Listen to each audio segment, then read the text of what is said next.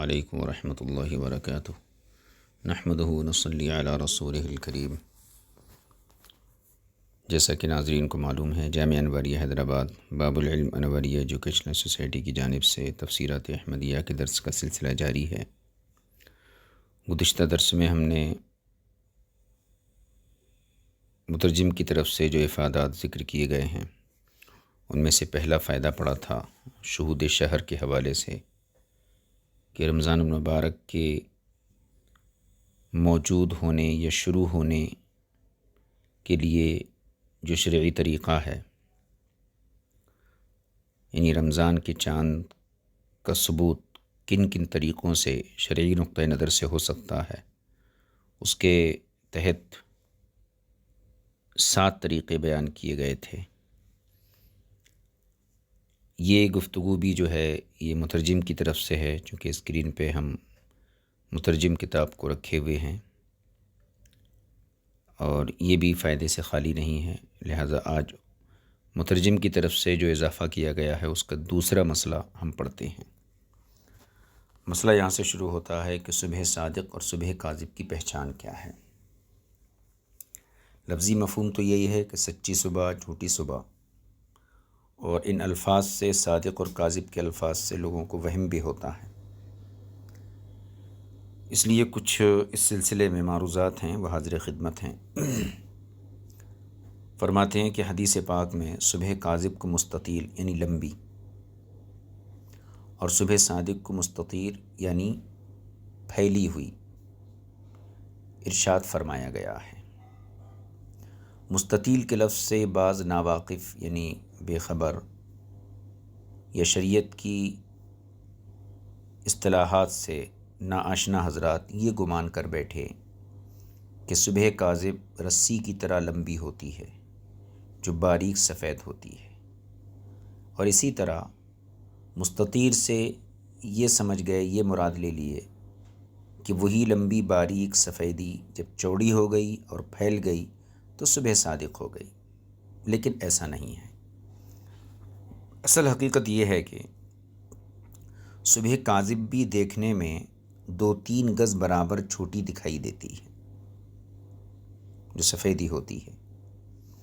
حضور سرور کائنات صلی اللہ علیہ وسلم ارشاد فرماتے ہیں، شرقاً غرباً یعنی مشرق میں اور مغرب میں، افق پر شرقاً غرباً پھیلی ہوئی سفیدی صبح کاذب ہوتی ہے، اور جنوباً شمالاً افق پر پھیلنے والی سفیدی صبح کاذب ہوتی ہے۔ تو صبح کاذب صبح صادق کا جو فرق ہے شرقاً اور غرباً کا ہے۔ مشرق اور مغرب میں جو سفیدی ہے وہ صبح کاذب کی ہے، اور جنوباً شمالاً جو سفیدی پھیل جاتی ہے یہ صبح صادق ہے۔ یہاں کچھ اور لوگوں کو صبح کاذب کی وجہ تسمیہ میں وہم ہوا، یعنی صبح صادق سے پہلے جو صبح کاذب ہوتی ہے اس کا کیا نام ہے؟ جھوٹی صبح۔ تو کاذب کے ذریعے اس کا جو نام رکھا گیا، اس سے یہ وہم ہوا کہ کاذب اس لیے کہا گیا ہے کہ یہ سفیدی ختم ہو کر پھر سیاہی آ جاتی ہے، یعنی سفیدی زبان حال سے صبح ہونے کی بات کر رہی ہے، اور ہوتا یہ ہے کہ اس کے بعد اندھیرا چھا جاتا ہے، لہٰذا گویا کہ سفیدی نے جھوٹ بولا اور کاذب کہلائی اس مناسبت سے۔ بہرحال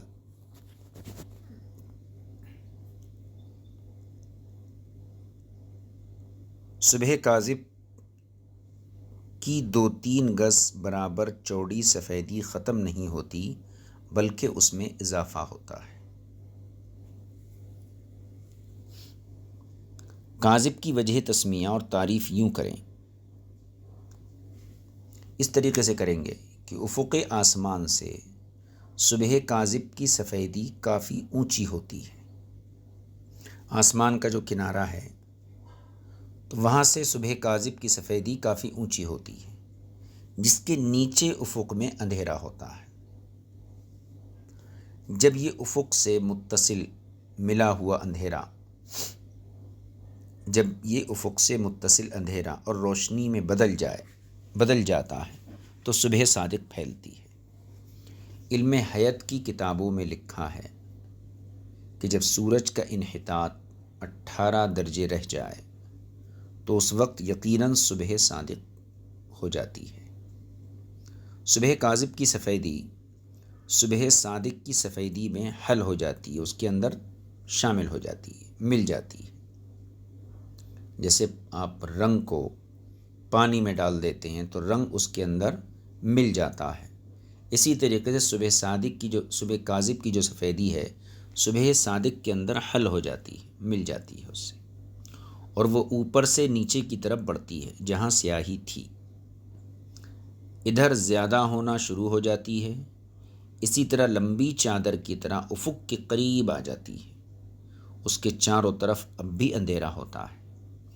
پھر اس روشنی کے نچلے حصے جو افق سے متصل ہے، اس نچلے حصے کی دونوں جانب ایک خفیف ہلکا سا بھورا خاکستری رنگ پیدا ہوتا ہے، جیسے مٹی کا رنگ ہوتا ہے۔ یہاں تک صبح کاذب کا وقت ہے۔ پھر جب آنن فانن اچانک دونوں پہلوؤں کو روشنی جنوباً شمال میں پھیلنے لگتی ہے، جس میں معمولی وقت درکار ہے، یقیناً بالاتفاق صبح صادق ہے۔ اب اس دائیں بائیں پھیلنے والی روشنی نے آہستہ آہستہ اوپر اٹھنا شروع کر دیا، حتیٰ کہ صبح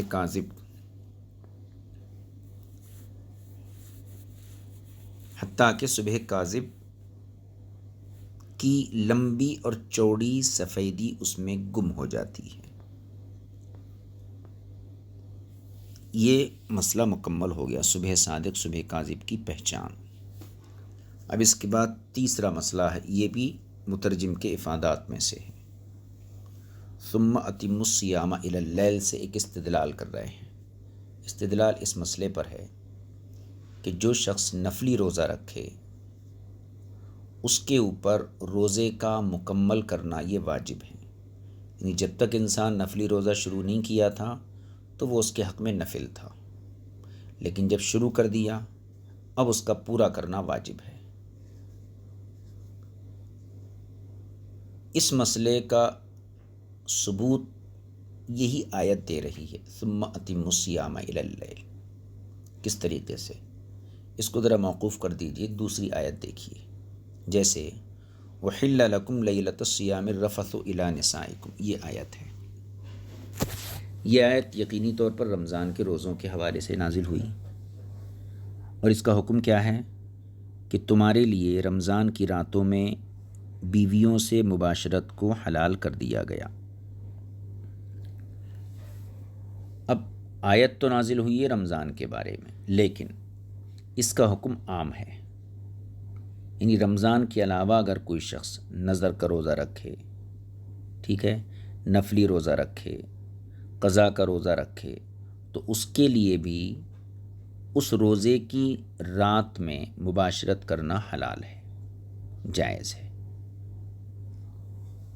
تو جس طرح احل لکم لیلۃ الصیام الرفث میں رمضان کی راتیں بھی ہیں اور وہ راتیں بھی داخل ہیں جو رمضان کے باہر ہیں، وہ بھی داخل ہیں، اسی طریقے سے ثم اتم الصیام الی اللیل، یہ آیت تو فرض روزے کے لیے اتری، لیکن اس میں نفلی روزہ بھی اسی طریقے سے داخل ہوگا، جیسے کہ نفلی روزوں کی راتوں میں حلت کا حکم شامل ہو جاتا ہے۔ اس کو پڑھ لیجئے، ثم اتم الصیام الی اللیل، یہ جو جملہ ہے فرماتے ہیں یہ جملہ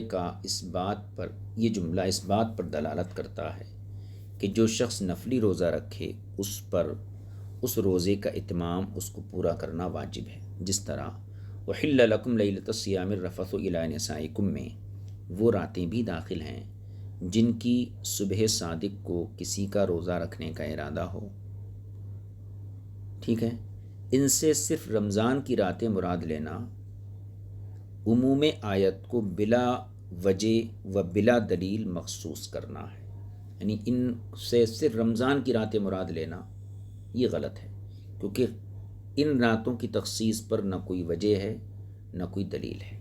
تو جب یہ حکم بالاتفاق ثابت ہے کہ نفلی روزوں کی راتوں میں کھانا پینا صبح صادق تک مباح ہے، تو معلوم ہوا کہ آیت کے الفاظ نفلی روزوں کو بھی شامل ہیں، یہ ہو گیا۔ پھر فرماتے ہیں کہ پھر اس پر اللہ رب العزت نے ثم اتموا الصیام کا عطف ڈالا، اس کا عطف کیا، تو اس سے لازم ہوا کہ روزہ خواہ نفلی ہو یا فرضی ہو، اس کا اتمام لازم و واجب ہے، کیونکہ اللہ فرمایا اپنے روزوں کو رات تک پورا کرو، تو نفلی روزہ ہو یا فرض روزہ ہو اس کا اتمام لازم و واجب ہے۔ لہٰذا نفلی اور فرضی روزے سے بغیر عذر نکلنا ناجائز ہوا۔ جب ظاہری حکم آیت سے دونوں اقسام کے روزوں کو اتمام کا حکم شامل ہوا، یعنی آیت کے ظاہر سے دونوں قسموں کے روزوں کے لیے اتمام کا حکم ہے، پورا کرنے کا، چاہے فرضی روزے ہو نفلی روزے ہو، تو اتمام لازم ہوا اور اس کا توڑنا موجب قضا ہے۔ یعنی نفلی روزے کو اگر کوئی توڑ دیا تو اس پر کفارہ تو نہیں ہے، لیکن موجب قضا ضرور ہے، اس پر قضا واجب ہے، جس طرح تمام واجبات کا حکم ہے۔ آگے ایک اور آیت سے اس بات پر استدلال کرتے ہیں، وَلَا تُبْطِلُوا أَعْمَالَكُمْ، یہ غالباً سورہ محمد کی آیت کا ایک حصہ ہے۔ اپنے اعمال کو خراب مت کرو، باطل مت کرو۔ باطل کا مطلب اس پر فساد لاحق مت کرو۔ یہ آیت بھی مذکورہ مسئلے پر دلالت کرتی ہے۔ کس مسئلے پر؟ کہ نفلی روزہ شروع کرنے کے بعد پورا کرنا ضروری ہے، کیونکہ اس میں اللہ تعالیٰ نے کسی کام کو شروع کر لینے کے بعد اسے باطل کرنے سے منع کیا ہے۔ جب باطل کرنے سے منع ہوا تو پورا کرنا لازم ہوا، لہذا مدعا ثابت۔ لہذا جو شخص اس کام کے اتمام سے قبل اسے توڑ دیتا ہے اس پر قضا واجب ہوگی۔ اس کے علاوہ تیسری دلیل حضور سرور کائنات صلی اللہ علیہ وسلم کی ایک حدیث پاک بھی ہے کہ آپ نے ایک رکعت وتر سے منع فرمایا، نہا عن البطیرہ یا پھر نہیہ عن البطیرہ ہے یہ، واللہ عالم۔ تو ایک رکعت وتر سے منع فرمایا ہے، یہ الفاظ بھی اس بات کا تقاضا کرتے ہیں، اس بات کی طرف اشارہ کرتے ہیں اور ثابت کرتے ہیں کہ اس ایک رکعت کو دوسری رکعت سے ملا کر پورا کرنا ضروری ہے۔ جب پورا کرنا ضروری ہوا تو توڑنا خود بخود موجب قضا ہوگا، قضا کو واجب کر دے گا۔ اسی طریقے سے ام المؤمنین سیدہ عائشہ صدیقہ رضی اللہ تعالیٰ عنہا سے ایک حدیث مروی ہے جس کا خلاصہ یہاں ذکر کیا گیا ہے۔ حدیث یہ ہے، وہ فرماتی ہیں کہ ایک مرتبہ میرے اور حفصہ کے لیے کچھ کھانا بطور ہدیہ کسی نے بھیجا، حضرت حفصہ رضی اللہ تعالیٰ عنہ کے لیے اور حضرت عائشہ کے لیے۔ ہم دونوں روزے سے تھیں، یعنی آپ دونوں کا نفلی روزہ تھا، ہم نے روزہ توڑ دیا۔ پھر رسول کریم صلی اللہ علیہ وسلم ہمارے ہاں تشریف لائے۔ ہم نے عرض کیا، رسول اللہ، ہمیں کسی نے ہدیہ بھیجا تھا اور ہمیں اس کو تناول کرنے کی خواہش تھی، اس خواہش میں ہم نے وہ کھانا کھا لیا، لہٰذا ہم نے روزہ توڑ کر اسے کھا لیا۔ اب ہمارے لیے کیا حکم ہے؟ ارشاد فرمایا، لا علیکما صومن مکانہ یومن آخر، لا علیکما یعنی تم پر کوئی کفارہ نہیں ہے، البتہ اس کی جگہ ایک دن کا روزہ رکھ لو۔ آپ کا ارشاد گرامی بھی، اب اس سے بھی کیا پتہ چلا کہ نفلی روزہ جب شروع کر دیا تو اس کو پورا کرنا ضروری ہے۔ اگر ضروری نہیں ہوتا تو حضور صلی اللہ علیہ وسلم انہیں اور ایک روزہ رکھنے کا حکم نہیں دیتے۔ اس کے علاوہ اور ایک دلیل ہے۔ اب یہاں پر یہ تھوڑی سی یہ گفتگو ہے کہ یہ جو حدیث پاک ہے، آپ کا ارشاد گرامی ہے، یہ نفلی روزے کے توڑنے پر قضا کو واجب کر رہا ہے۔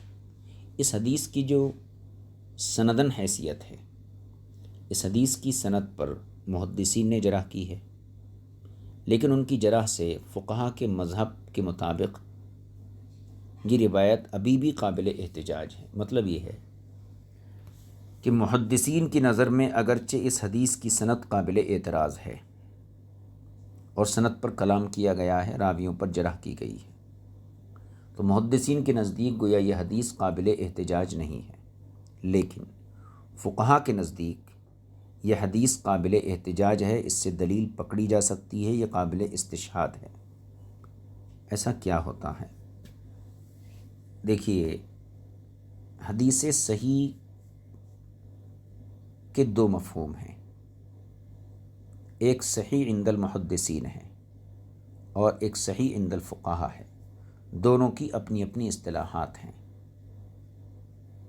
کبھی حدیث، جب محدث کسی حدیث کے بارے میں بولتے ہیں کہ یہ صحیح ہے، تو ان کی نظر اس حدیث کی سند پر ہوتی ہے، وہ سند سے ہی حدیث کا شمار کرتے ہیں، اور گویا کہ ان کا حکم جو ہے ضعیف، صحیح، حسن وغیرہ جو احکام اس پر لگاتے ہیں وہ سند کے اعتبار سے ہی لگاتے ہیں۔ محدثین کو اس سے کوئی تعلق نہیں ہوتا ہے کہ یہ حدیث منسوخ ہے، اس سے کیا مسائل کا استنباط ہوتا، اس سے ان کو تعلق نہیں ہے۔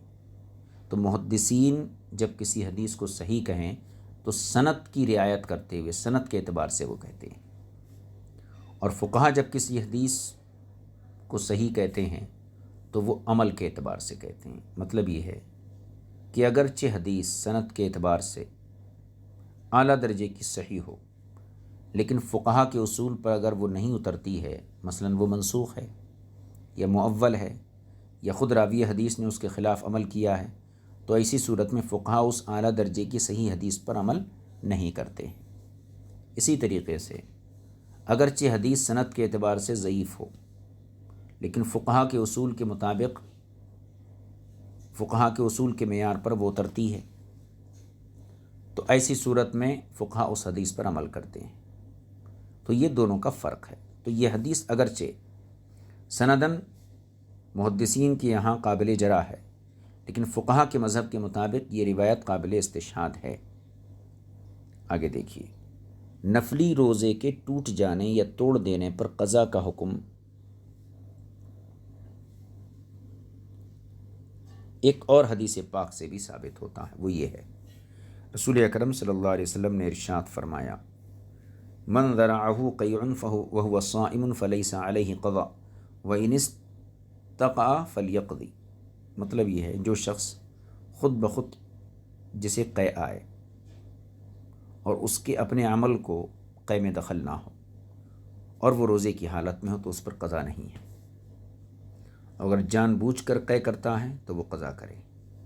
اب اس حدیث پاک کے اندر دیکھیے، حضور نے صائم کا لفظ استعمال فرمایا، نہ فرض کی قید ہے نہ نفل کی قید ہے، یعنی آپ نے یہ نہیں فرمایا کہ فرض روزہ ہو جب یہ حکم ہے، بلکہ مطلق فرمایا، اور مطلق کے بارے میں قاعدہ یہی، المطلق یجری علی اطلاقہ، مطلق کو اپنے اطلاق پر جاری رکھا جائے گا جب تک کہ کوئی دلیل اس کی تقیید کی نہ ملے۔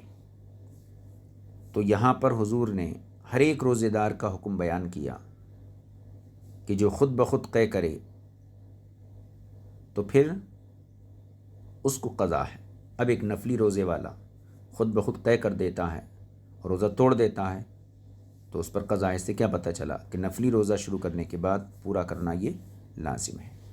اس حدیث کا ترجمہ دیکھ لیجیے، جسے خود بخود قے آئی اور وہ روزے کی حالت میں ہو تو اس پر قضا نہیں، اور اگر جان بوجھ کر قے کرتا ہے تو وہ قضا کرے۔ اس میں آپ صلی اللہ علیہ وسلم نے روزے کے ساتھ فرضی کی پابندی ذکر نہیں فرمائی، یعنی یہ نہیں فرمایا کہ فرض روزہ ہو تو ایسا حکم ہے، بلکہ مطلقاً روزے دار کا لفظ استعمال کیا، صائم کا۔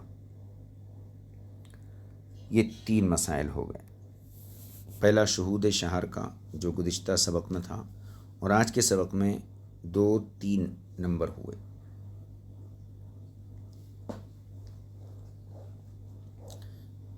اب یہ تیسرا اعتکاف کے کچھ مسائل ہیں، ان کو یہاں بیان فرما رہے ہیں۔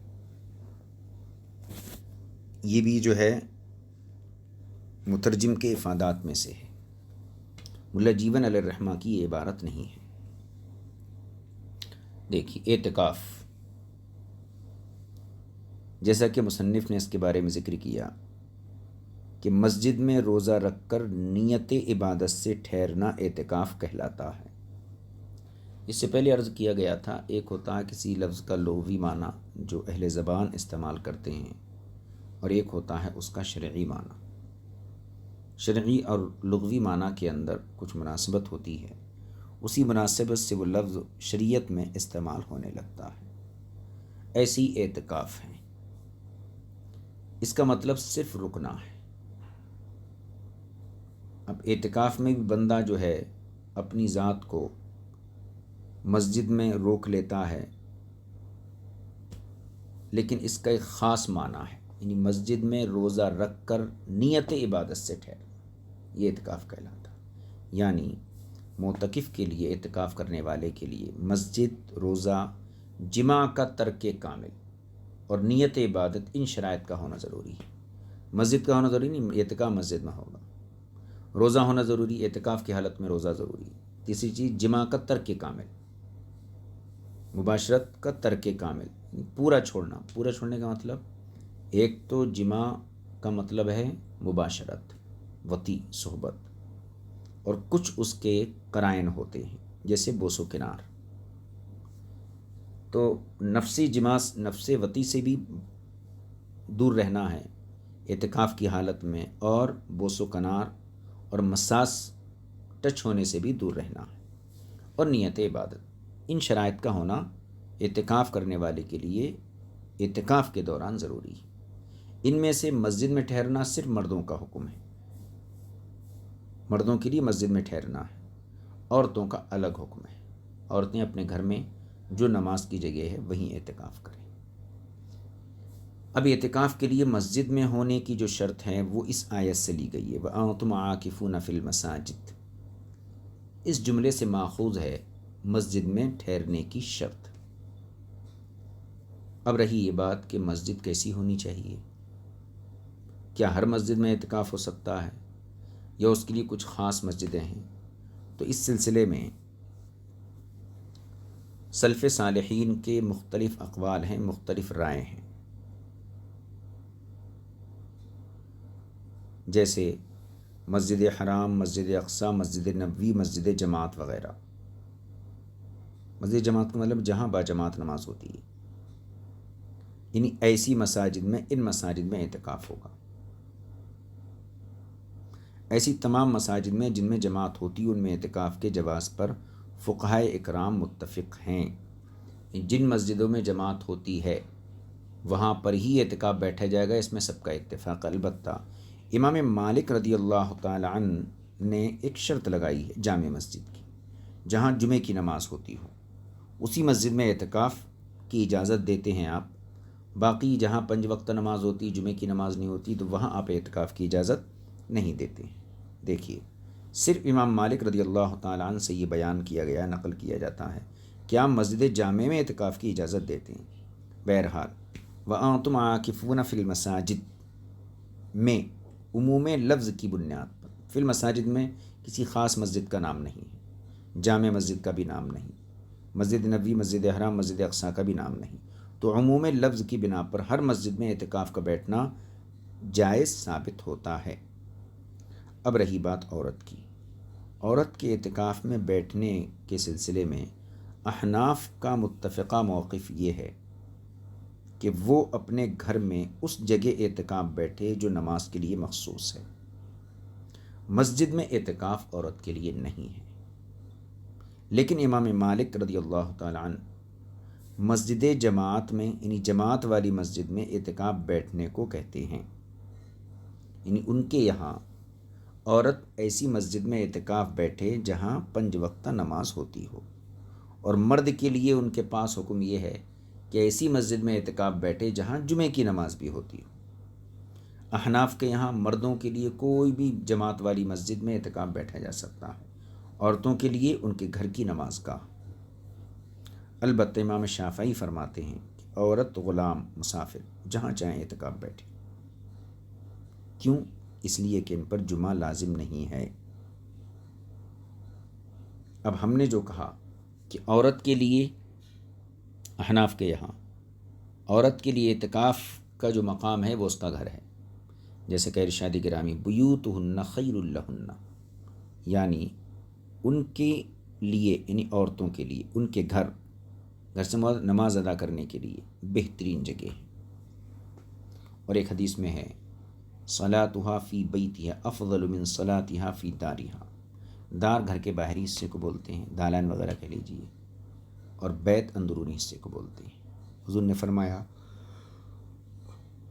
عورت کی نماز اپنے گھر میں ادا کرنا اپنی حویلی میں ادا کرنے سے بہتر ہے، یعنی گھر کے اندرونی حصے میں ادا کرنا باہر کے حصے میں ادا کرنے سے بہتر ہے۔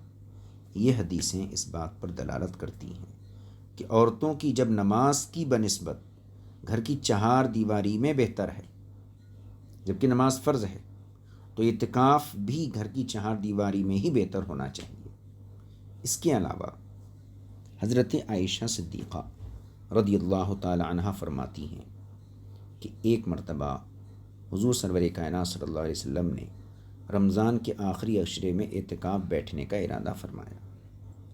آپ نے مسجد میں اعتکاف بیٹھنے کے لیے خیمہ وغیرہ لگانے کا حکم دے دیا، اور وہ خیمہ لگا دیا گیا تاکہ تنہائی میں یکسوئی آئے۔ یہ دیکھ کر حضرت عائشہ فرماتی میں نے بھی اپنے لیے خیمہ لگوا لیا۔ ظاہر سی بات ہے ازواج مطہرات کو بھی عبادت کا ذوق شوق ہے، اور میرے علاوہ دوسری ازواج نے بھی ایسے ہی اپنے اپنے لیے خیمہ جات یعنی خیمے لگوا لیے۔ دوسری ازواج مطہرات نے بھی جو ہے اپنے خیمے لگوا لیے اعتکاف کے لیے۔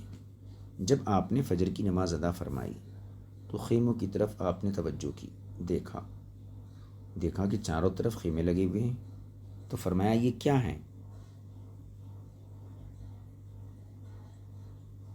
اور اس کے بعد فرمایا کہ کیا تم نیکی کا ارادہ کرتی ہو؟ البر تردنا، کیا اس کو تم نیکی سمجھتی ہو؟ مطلب یہ ہے کہ تم نے اعتکاف کے لیے مسجد میں جو خیمے لگوائے ہیں یہ کوئی نیکی کا کام نہیں ہے۔ اس سے آپ نے عورتوں کے لیے مسجد میں اعتکاف بیٹھنے کی کراہت کو ظاہر کر دیا، یعنی حضور کا یہ ارشاد۔ اور اس کے بعد حدیث میں ہے، ابو داؤد شریف کی حدیث بھی ہے شاید، کہ ان تمام خیموں کو جو ہے حضور صلی اللہ علیہ وسلم نے نکلوا دیا۔ تو اس ارشاد سے پتہ چلتا ہے کہ عورتوں کا مسجد میں اعتکاف بیٹھنا حضور کو پسند نہیں تھا۔ اب رہا امام شافعی کا موقف، فرماتے ہیں کہ جن پر جمعہ نہیں ہے وہ جہاں چاہیں اعتکاف بیٹھیں۔ تو اس میں گزارش یہ ہے کہ اعتکاف کا جمعے سے کوئی تعلق نہیں ہے۔ اگر کوئی شخص ایسی مسجد میں اعتکاف بیٹھا کہ جہاں پر جمعے کی نماز نہیں ہوتی ہے، تو جمعہ پڑھنے کے لیے وہ اس مسجد میں جائے گا جہاں جمعے کی نماز ہوتی ہے، اور اس کے اعتکاف پر کوئی اثر نہیں پڑے گا۔ جیسے حج میں نماز باجماعت حج کا حصہ نہیں ہے، اور یہ اللہ تعالیٰ کی بہت بڑی حکمت ہے کہ اگر حج کے ساتھ یعنی نماز باجماعت کو اگر حج کا حصہ کر دیا جاتا تو پھر بڑی مشکلات پیش آتی۔ میرا مقصد یہ ہے کہ حج کے جو ارکان ہیں ان ارکان میں نماز باجماعت حج کا حصہ نہیں ہے۔ جو 5 نمازیں ہمیں پڑھنا وہی ہیں، البتہ حج کے اندر جو 2 رکعتیں پڑھی جاتی ہیں، جیسے طواف کے بعد مقام ابراہیم پر پڑھی جاتی ہیں، صفا مروہ پڑھی جاتی ہیں، جہاں بھی پڑھی جاتی ہیں وہ سب تنہا پڑھنے کی، جماعت کے ساتھ پڑھنے کی نہیں ہے۔ تو پورے حج کے اندر باجماعت نماز حج کا حصہ نہیں ہے۔ اس میں حکمت کیا ہے؟